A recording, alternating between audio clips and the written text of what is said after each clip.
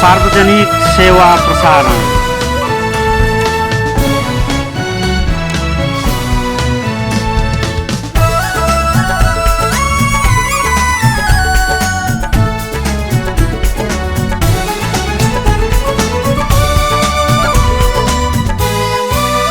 सार्वजनिक सेवा प्रसारण नेपाल टेलिभिजन।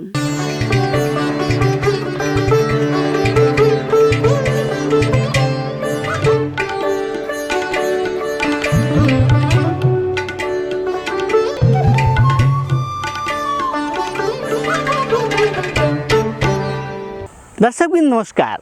और दर्शन कार्यक्रम में हम कार्यक्रम संचालक विक्रमणि त्रिपाठी आप लोगन का हार्दिक स्वागत करी थन। जैसन कि आप लोग जाना जाता है, यह कार्यक्रम के मार्फत हमरे अवधी भाषा और अवधी संस्कृति के बारे के अलग अलग जानकारी पेश करता आवा गया है। यही संदर्भ में अवधी संस्कृति के बारे के ये जानकारी हम आज आप लोगन के सामने पेश करे चाही थन।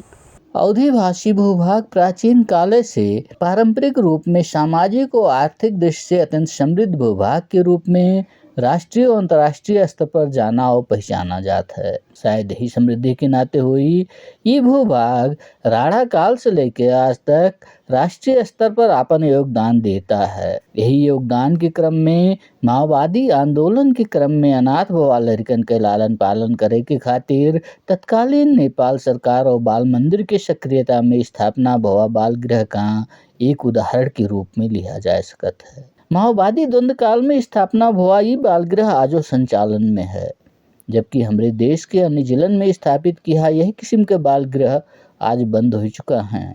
कपिलवस्तु जिला के बाल मंदिर में संचालित यह बाल गृह का निरंतरता दे में यह भूभाग के समाज और यहाँ के स्थानीय निकाय के विशेष योगदान है।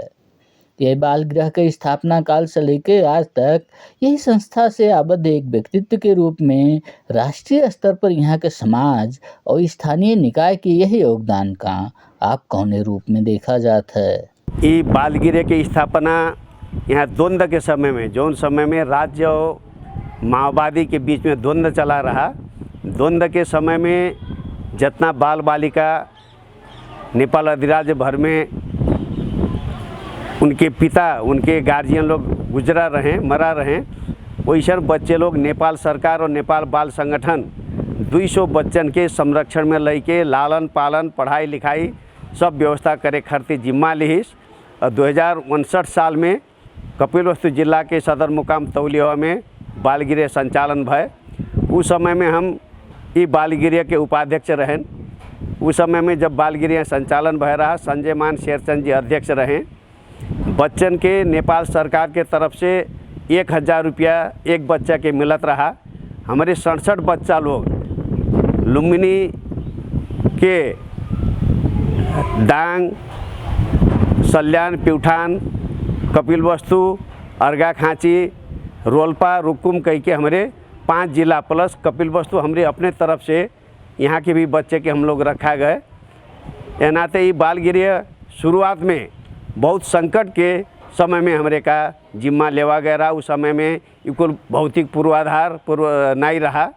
हमारे ये बाल मंदिर हॉल में बच्चन के रखा गया रहा। अब आज के समय में बच्चे लोग जो द्वंद्व पीड़ित बच्चे हमारे यहाँ रखे रहे, वो बच्चे लोग यहाँ से SLC के उजने +2 कह के उन्हन के हम लोग यहाँ से विदाई करा गए। आज ये बाल गृह से जितना बच्चे लोग यहाँ से संरक्षण में रहें, सब बच्चन के शादी ब्याह हो गए। सब जने एकदम आपन 67 बच्चे लोग आपन एकदम सब जगह ही काम करत है। केहू ऑस्ट्रेलिया में है, केहू कोरिया में है, केहू जापान में है, केहू दिल्ली में है। सब आपन आपन रोजगार करके बैठत हैं।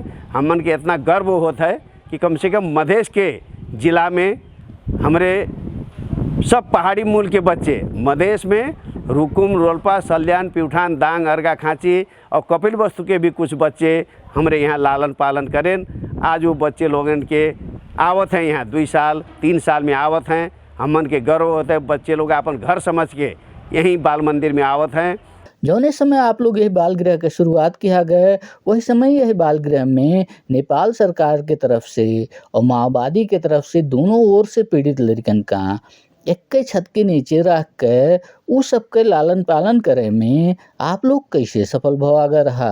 जैसे उस समय में क्या रहा, जब हमरे द्वंद्व पीड़ित बच्चे लोग रखे रहे तो हमारे नेपाली सेना के भी बच्चे रहें, प्रहरी परिवार के भी बच्चे रहें, आम नागरिक के भी बच्चे रहें। केहू माओवादी मारे रहा, केहू के बाप के, केहू के सेना मारे रहा, केहू के सुराकी कही के पुलिस मारत रहा, केहू के सुराकी कही के माओवादी मारत रहे। लेकिन यहाँ आए के बाद वो कुल भावना बच्चन के ऊपर हमरे निकार देवा जाता है। यहाँ आए के बाद उन्हें हमारे एक परिवार होई, एक भाई होई, एक बहन होई, उस तरीक़ा से उन्हन के हमरे यहाँ शिक्षा देवा जाता रहा। यहाँ वो किस्म के कौनो भी जब तक हमने उन्हन के रखा गए +2 करे समय तक, तब तक वो कौनो भी भावना उन्हन के ऊपर नहीं रहा कि हमें फलाना मारिन, हमारे बाप के माओवादी मारिन, अथवा हमारे बाप के सेना मारिन, हमारे बाप के जैनी प्रहरी मारिस कही के वो कौनो किसी में भावना यहाँ उन्हन के बीच में नहीं रहत रहा। वही कालखंड में यहाँ से विदाई लेके अपने जीवन के अलग अलग क्षेत्र में आगे बढ़े हुए है लड़के आज के दिन में ये बाल गृह के प्रति कैसन धारणा रखत हैं? कौनो मानसिक दबाव यहाँ से जाए बाद अभी भी बच्चे लोग आवत हैं, नहीं कहन आपके तभी ने हम यहाँ से विदाई हो के गए हैं बच्चे, यहाँ से जे पढ़ के लिख के कहूँ नौकरी करत हैं आवत हैं। दशहरा में आवत है, केहू ना आ पात है तो अपन यहाँ के बच्चे लोगन के लालन पालन के लिए साल के केहू 50,000 भेजत है, केहू 1 लाख भेजत है। दशहरा में खाए पिए हमारे भाई लोग हैं, हमन के बच्चे लोग हैं कही के अभी भी बच्चे लोग भेजत हैं। जे विदेश में तेहू भेजत है, जे अपन नौकरी करत है तेहू साल में एकदम अपन 1,50,000 जौन उन्हन के सफरत है तो देत है, यहाँ आई के अभी भी सहयोग करत हैं। माओवादी द्वंद्व काल में स्थापित बोआई बाल गृह आज के दिन में कौने रूप में संचालित है? आज के समय में ये बाल गृह समझा जाए नेपाल अधिराज्य के एक नमूना बाल गृह के रूप में संचालन है। अभी भी हमन के यहाँ जो बच्चे हैं 35-36 जने बच्चे, ये टूहरा बच्चे हुए, अनाथ टूहरा बच्चे हुए, इन्हन के महतारी बाप नहीं हैं। आज ये लोग SLC केहू देत है, केहू अभी 3 में पढ़त है, केहू 4 में पढ़त है। इस तरीक़ा से अभी बाल गृह समझा जाए कि नेपाल के एक उत्कृष्ट बाल गृह तराई जिला में नेपालगंज में संचालन रहा, आपके धनगढ़ी में संचालन रहा। उस समय के सब बंद हो चुका, खाली यह कपिलवस्तु बाल गृह एक संचालन में है। एक व्यवस्थापन पहले भी अच्छा रहा, अभी नवा व्यवस्थापन के साथ में जो अभी नवा टीम आया है, ये लोग भी बहुत अच्छी तरीक़ा से बच्चन के लालन पालन में, यहाँ के भौतिक पूर्वाधार में ध्यान देते हैं, समय देते हैं। नेपाल सरकार गृह मंत्रालय से मिले वाला सहयोग बंद हो जाए के बावजूद आप लोग यही बाल गृह का निरंतरता दे में कौने कौने किस्म से सफल हो गया है? देखा जाए ऐसा है, स्थानीय सहयोग हमन के बहुत ज़्यादा मिला है। जैसे पालिका से भी हमन के सहयोग मिला था सालिंदा, हर एक पालिका से कहूँ से 1 लाख, कहूँ से 2 लाख, कहूँ से 5 लाख, गावी सभी सहयोग देते, पालिका भी सहयोग देते है। ओकर अलावा अब ऐसा एक ठो बाल गृह प्रति जनता के विश्वास बैठ गया है, क्योंकि यहाँ के हर हिसाब पारदर्शी है। पहले भी पारदर्शी रहा, पहले हमार समिति रहा, हम यहाँ 22 बरस इस संस्था में सदस्य, उपाध्यक्ष, अध्यक्ष हो के काम करें।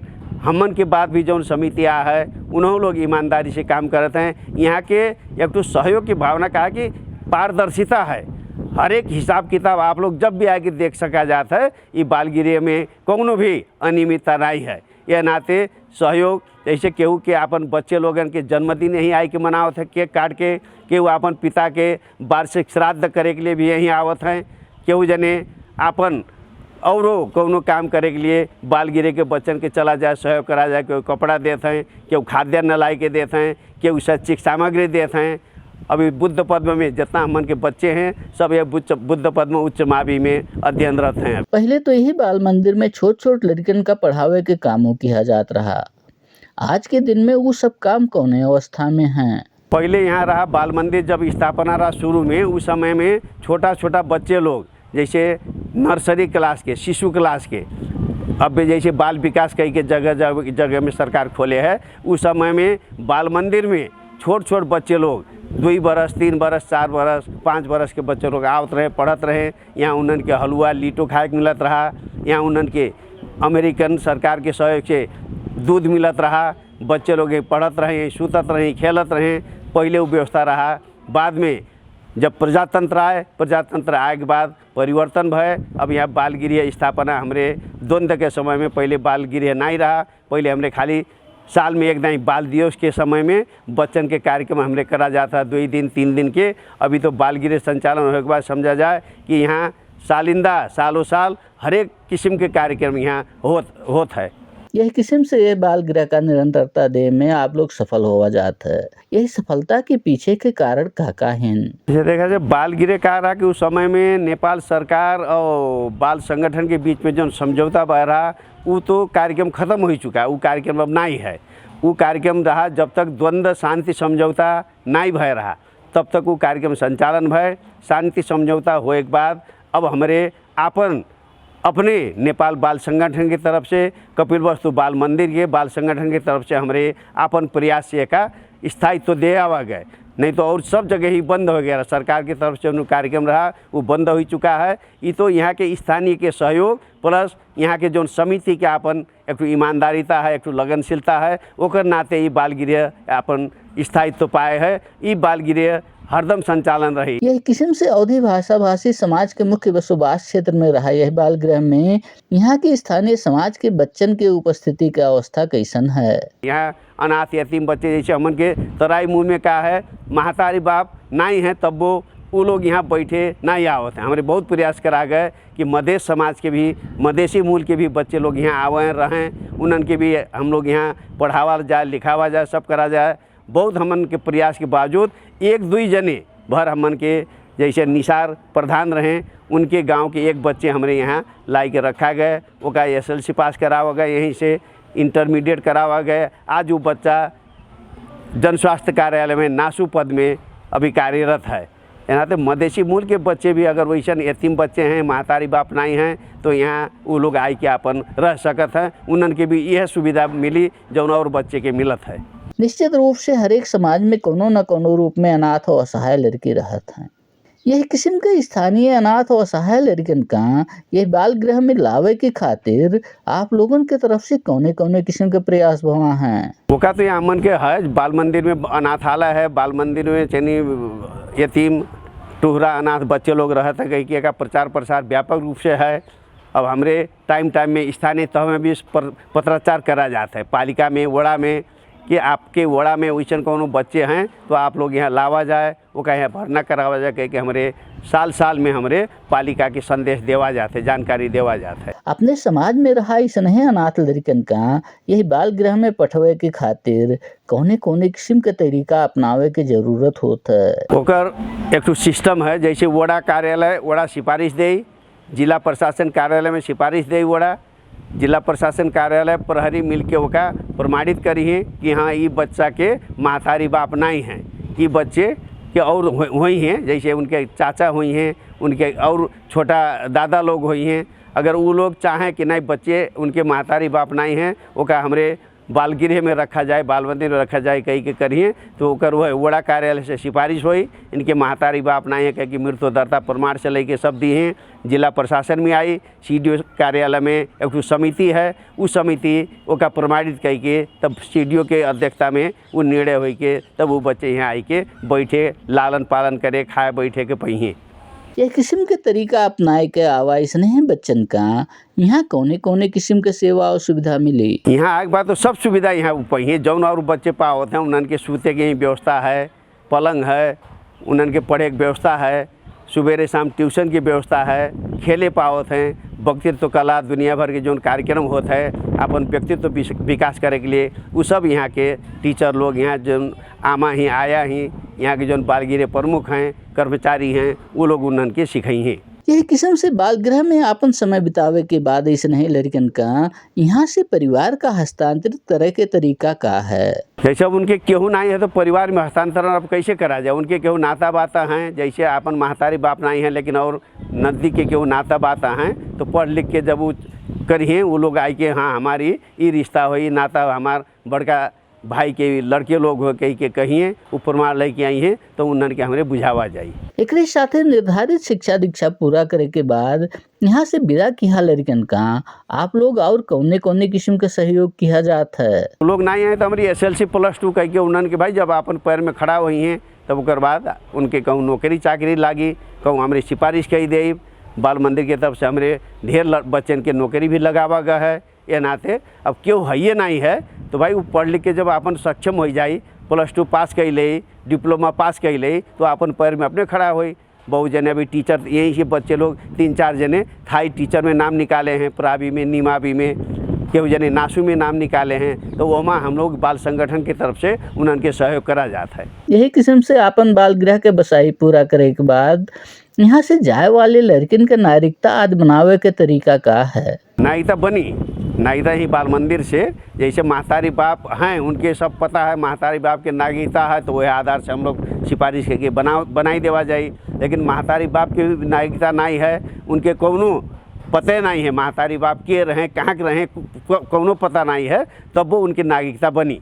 वो माँ उनके थर नहीं लिखी जाए, जैसे राम प्रसाद बालक, उनके थर बालक हो जाए, तो वो नाम से हमारे जिला प्रशासन के से सिफारिश करके नागरिकता उनके बनाई देवा जाए, बनी नागरिकता। ये मध्य उच्च शिक्षा लेके चाहना रखे वाले लड़कन के हक में यह बाल गृह के माध्यम से वो लोगन का कौने कौने किस्म के सहयोग किया जाता है?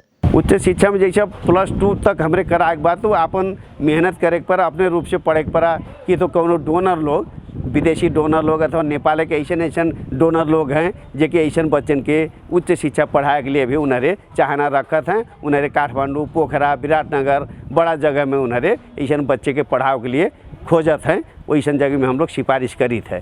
यह किस्म के बाल गृह में आने वाले लड़के कौनो न कौने रूप में मानसिक पीड़ा में होते हैं। यह किस्म से मानसिक पीड़ा से गुजरा बच्चन का उनके भीतर रहा मानसिक पीड़ा का घटाई के उन्हें गतिशील बनावे की खातिर आप लोग कौने कौने किस्म के विधियों प्रक्रिया अपनावा जात है?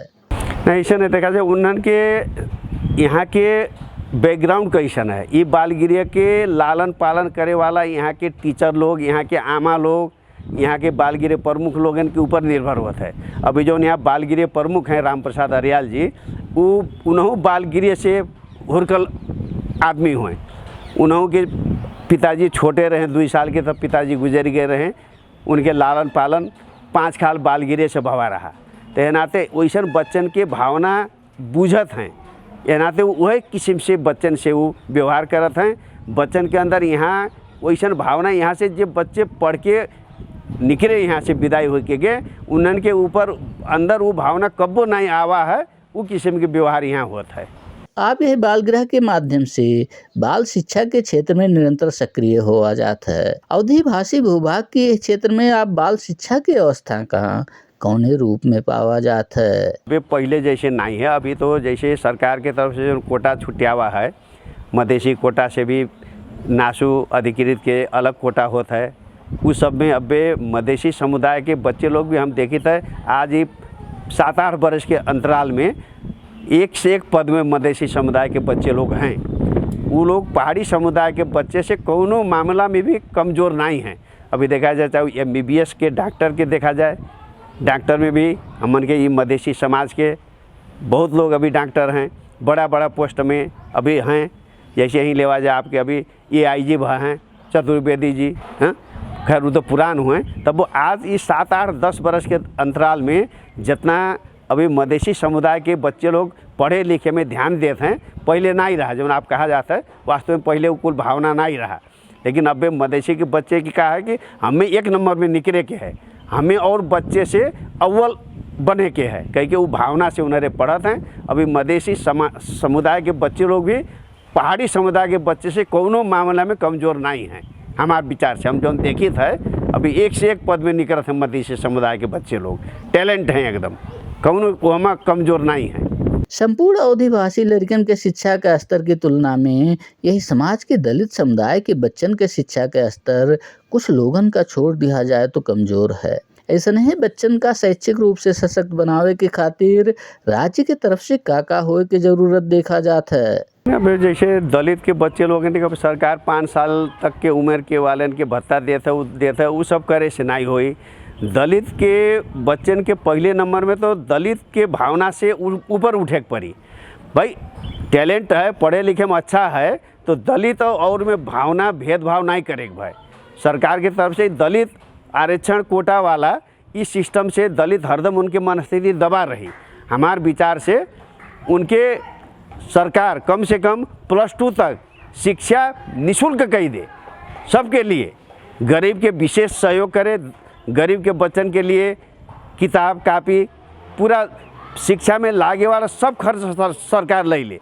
दुई चीज़ में अगर सरकार जिम्मेवारी ले ले, शिक्षा और स्वास्थ्य में, तो देखा जाए दलित और धनी गरीब के भावना अपने आप धीरे धीरे खत्म हो जाए। ये नाते सरकार की दुई चीज़ में ध्यान देख पड़ी, शिक्षा और स्वास्थ्य सरकार अपनी जिम्मा ले, ओकर निःशुल्क करे, बलुक ओकर वापस जितना सरकार के टैक्स ले पड़ी। भाई गरीब वर्ग से टैक्स न ले, धनी वर्ग से जो उद्योगपति है, बड़ा बड़ा कल कारखाना है, उन्ना से टैक्स लेके गरीब के बच्चे के निःशुल्क पढ़ावे, +2 तक एकदम कौन भी भेदभाव न कह के शिक्षा और स्वास्थ्य सरकार अगर जिम्मा ले लेता है, तो देखा जाए हमन के जो मधेश क्षेत्र है, जो उनकी पिछड़ा क्षेत्र है, ये अपने आप ऊपर उठी जाए। बिहान इकुल भावना दलित, मधेसी, पहाड़ी, हिंदू, मुस्लिम इकुल भावना खत्म हो जाए। दुई चीज़ सरकार के अपने जिम्मा लेके पड़ी। कोनो समाज के शैक्षिक विकास में वहाँ के समाज सेवी और राजनीतिक लोगन के भूमिका विशेष रूप से महत्वपूर्ण होता है। एक समाज सेवी के रूप में आप यह भूमिका का कौन रूप में देखा जाता है?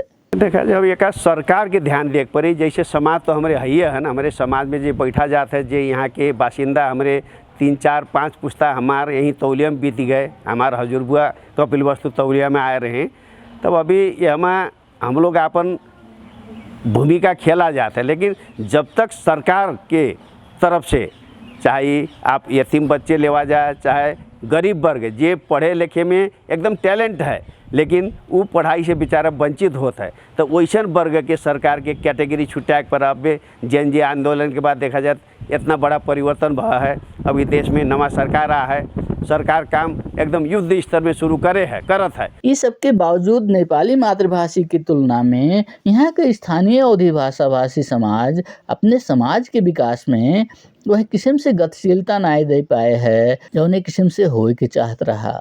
एकरे पीछे के कारण का हो सकत हैं?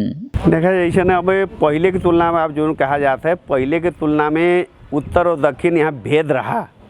आप यहीं से जाओ जाए जहदी से वहर, ये जिला की हम बात करी थे, जहदी से आप उत्तर जावा जाए तो वहाँ के एक तो जन जागरूकता, एक तो जनता में जो जागरूकता वो अलग रहा। दक्षिण क्षेत्र में हमन के जहदी से यहर आवा जाए, बॉर्डर साइड तक के लेवा जाए, तो वास्तव में थोड़ा जनता सरकार के तरफ से जो कार्यक्रम आवत रहा वो हमारा विशेष वो लोग ध्यान नहीं देते रहे।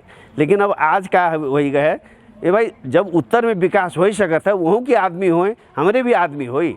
जब उत्तर के जनता लोग एकदम एकजुट हो के सरकार के हर एक कार्यक्रम में वो लोग जन सहभागिता रहत हैं, तो हमारे काहे न करी। तुलनात्मक रूप से पहले की तुलना में अब दक्षिण में भी कुछ न कुछ जागरूकता है।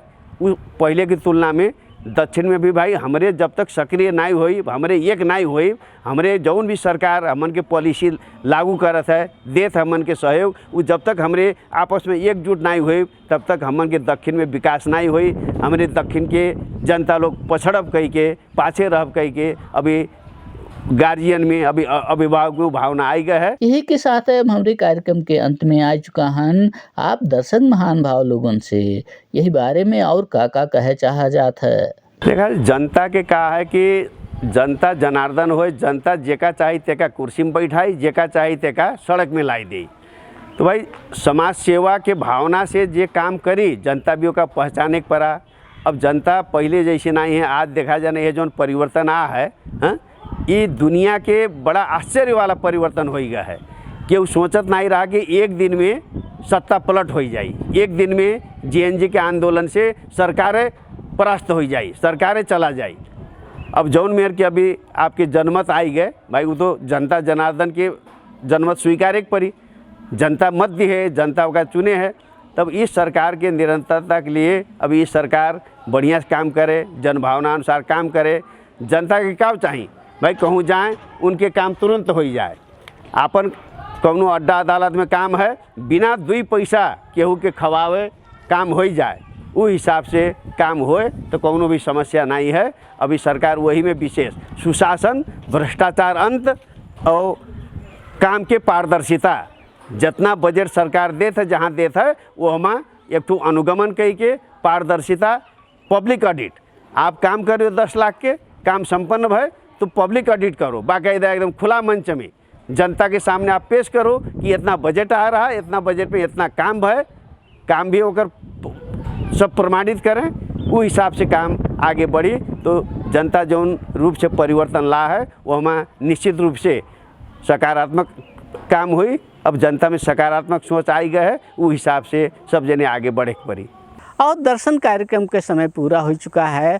हम कार्यक्रम संचालक विक्रमणि त्रिपाठी और दर्शन परिवार का विदा दिया जाए। नेपाल टेलीविजन देखत रहा जाई। नमस्कार।